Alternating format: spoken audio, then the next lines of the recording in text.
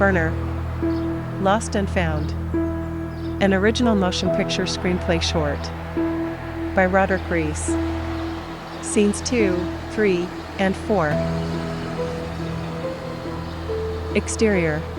Large outdoor mall parking lot. Day.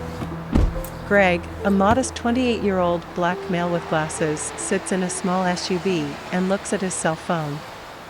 He places the phone on the passenger seat and looks out into the distance, to a slightly elevated side of the vast parking lot.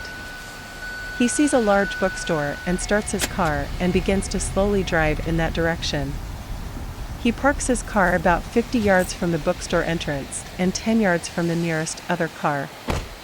As he gets out and begins walking to the entrance, he notices something on the ground in front of him.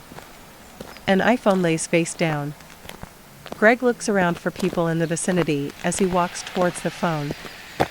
He picks it up and sees a local phone number on a label affixed to the back. When he turns it over, he notices it has 2 different missed local calls within the last hour. He thinks. After he looks around again for a possible owner and sees no one even remotely close to him, he walks towards the bookstore entrance with it. Interior bookstore. Greg walks inside and immediately looks over to the checkout counter. There is no one in line and one employee, Lisa, white female 22, working the counter. He briefly glances at the greeting card section, straight ahead of him, looks at the found phone in his hand, and then decides to go to the counter. Hello, how can I help you? He notices her name tag also says, "Hi, I'm Lisa, how can I help you?" Greg places the found phone face down on the counter. Do you guys have a lost and found? Lisa looks at it confused. Yeah? I found this in the parking lot. Oh, okay. Lisa surveys the phone from a distance without touching it. Greg turns it over face up. The screen's cracked. I know, right? Found it like that. Still works though. Lisa alternates her gaze from the phone to Greg a few times without moving her head. So where did you find it? Greg looks out through the large windows behind her and points to his car in the distance. Over there by my car. She turns and looks in that direction. By that SUV? You found it. Yeah.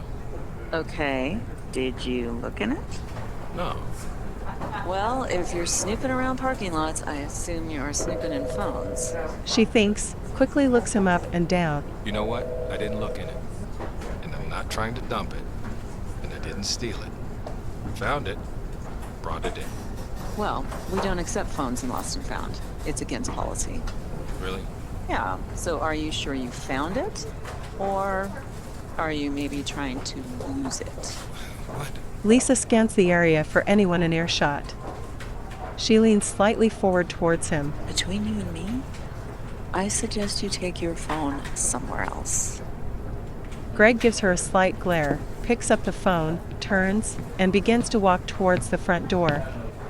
She slightly shouts for all to hear. Sorry, our restrooms are only for customers. Greg shakes his head and walks out of the store without looking back.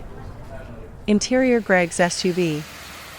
From inside the car, we see him approach from the store entrance, scanning the parking lot again. He gets in the car, looks at the found phone, and thinks. With his own phone, he enters the first few digits of the number listed on the found phone. He pauses. He instead decides to text a contact named Randy.